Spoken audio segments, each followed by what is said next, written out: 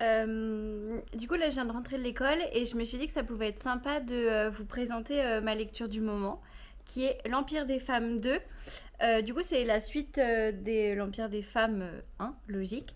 C'est une duologie écrite par Cassandra Lambert et publiée chez Roman Didier Jeunesse. C'est une histoire très passionnante. Je vais vous raconter un peu le résumé du tome 1, du coup, pour pas vous spoiler. En gros, ça se passe dans un univers dans l'Antiquité à peu près, où au lieu que ce soit les hommes qui ont tout pouvoir, ce sont les femmes. Et en fait, les hommes ne servent qu'à se reproduire et d'hommes de service, c'est-à-dire faire le ménage, la cuisine, etc. Ce sont de vrais esclaves.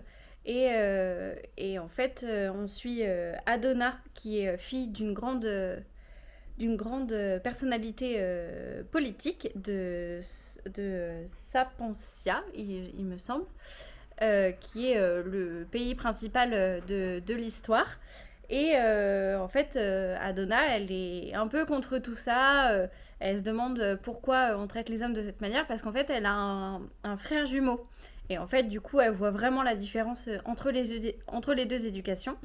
Sauf que bah, elle commence à avoir l'âge de devenir maman. Et en fait, pour choisir l'homme qui va l'accompagner, il y a une sorte de tournoi des gladiateurs. Donc elle va devoir choisir un homme. Et cet homme, c'est Hélios. Et du coup, bah, leur relation va tourner autour de ça. Et comment elle va évoluer, qu'est-ce qu'elle va penser, qu'est-ce que Hélios va penser du monde de Sapentia et de leur politique, etc. Donc c'est une histoire super chouette, l'écriture est super fluide, ça c'est super cool, vraiment je l'ai dévoré en un week-end il me semble, sachant que d'habitude je mets environ 3 semaines, un mois à lire bah, un roman. Donc c'est super chouette. Le sujet abordé est très cool, je trouve, et il n'y a pas de clichés. Enfin, c'est vraiment hyper intéressant. Et les personnages sont très forts, que ce soit les hommes et les femmes, donc ça c'est super chouette. Et du coup, là le tome 2 s'appelle Ténéros, et on va en apprendre un peu plus sur la vie des hommes sur cette fameuse île qui est bah, où il y a uniquement des hommes, et puis bah pourquoi, comment ils vivent, comment ça s'est réparti, etc. Donc c'est super chouette, et je vous ferai sûrement un bilan de lecture quand je l'aurai fini, mais voilà, je voulais vous en parler un petit peu. Du coup, on est à Saint-Brieuc parce qu'on a décidé de prendre un train au hasard. C'est nul.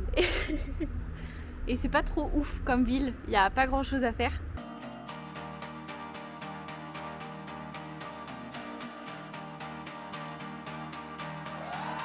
Bon, du coup, on a bien marché, on est toujours dans le parc de la vallée de Coaguic.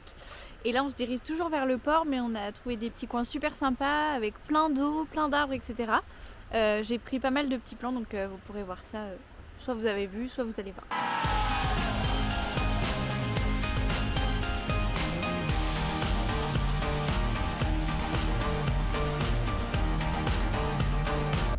Fin de voyage. On rentre à la maison. On repasse par Braun, Par Brou et par Montfort-sur-Mer. Montfort-sur-Mer. Fatigué là un peu. 15 000 pas, ça commence à tirer. C'était pas fou, mais c'était pas mal non plus. Il a tout dit.